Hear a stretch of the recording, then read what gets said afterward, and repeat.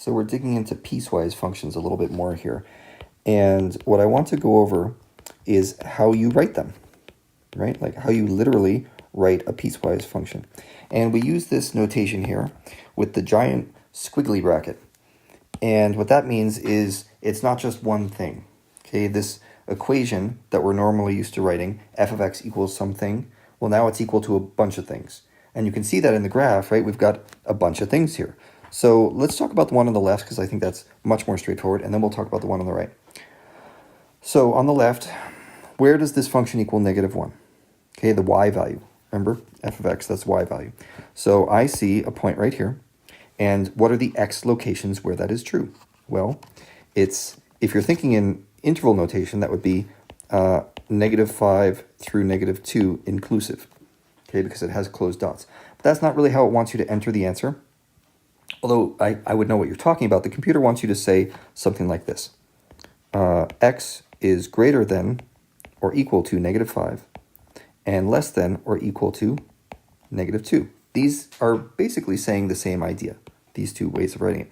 But for one reason or another, when we write with piecewise functions, we typically use inequalities for the x values, or these conditional statements here. Okay, and now you can go through the rest of these pretty quick. -5, that's where x is greater than -2, but less than or equal to 1. And if you're wondering where I'm getting these greater than equal to's versus just greater thans, that has to do with these dots, whether they're open or closed. Open is greater than, closed is greater than or less than, or, you have that equal sign under it. I think I was mixing them up, but don't worry about that. Anyway, last one. Where is it equal to 1? That's going to be when x is greater than 1 and less than or equal to 6. Okay, so that's how you write those conditional statements. This kind of problem is pretty easy once you get used to it. The one on the right is going to take a little bit of imagination as we come up with the equations for these different portions of the piecewise function. So now it's telling you where to look, and it's asking you what the equation is at that place. So if I'm looking between -6 and -2, I can see that is pretty clear what this is. This is just y equals -3. Okay. The next one, I think, is actually the next easiest. It may be confusing at first, but what is this thing? I mean, take a look at that for a second. What is this?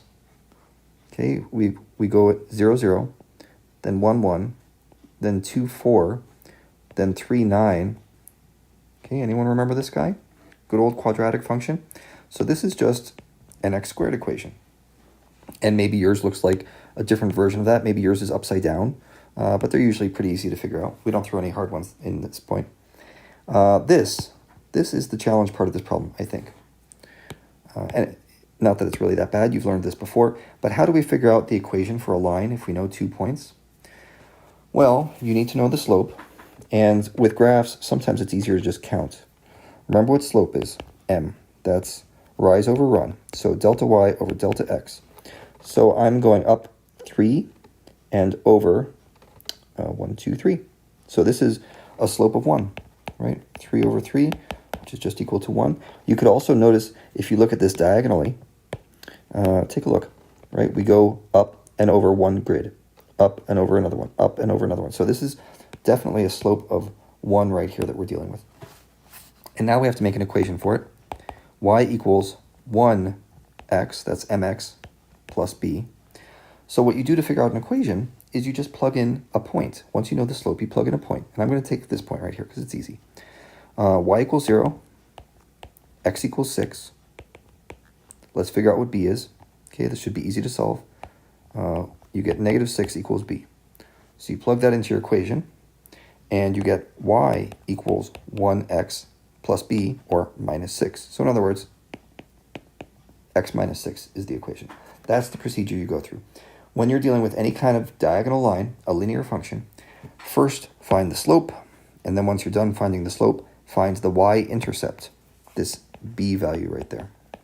Okay? And that's the method you'll use for these things.